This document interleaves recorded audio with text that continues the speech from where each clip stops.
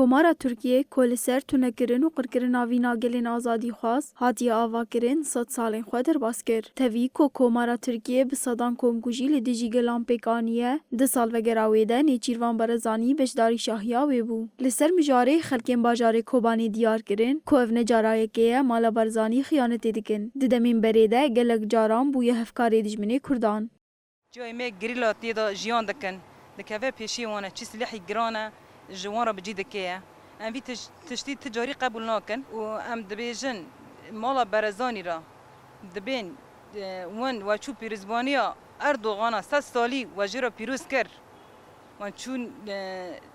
لسر تلویزیونا سر رگاندنا سر هر تشتی مدین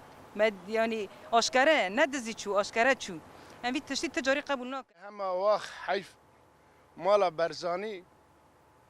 که هیرو لخونا خشک و بریخا خودی در ناکوه وقت حیفه که جوانان را ببیجن ریبریا کردو کردستانه شخصیت وقت نیچروان برزانی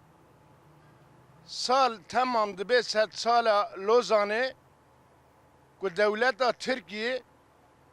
شایا خواه داتینه او جزیره داره بمبارک و خیرلی دکه بر حوالات پاریزی به انسانتی او لدجمن خودی دردکه هروها خلکین کوبانیانین زمان کو پدکه دخوازین ترکیه بجهتینه. وکو نیچرا برزانی دما سرسالیا کومارا ترکیه پیروزبایی چند مرزانه جاره کدن حکومت AKP MHP توماتیکن دست خودش قطع پدکه هر وقت قطع پشی یعنی به سوز گله کرد رانا به چیزی که حکومت ترکیه جری پیشکش دکه ببرد بیانی. جبو کو کرد نبن خودی ستاتو جسر هلدانا کوچگیری بگره حتی به سرهلدانا آگری شیخ سعید و سید رضا دولتا ترک هر دم کرد کمکش کرنه لی کردان تجاری چوگ نتواندنه و بردوامی دانه ریا آزادیه.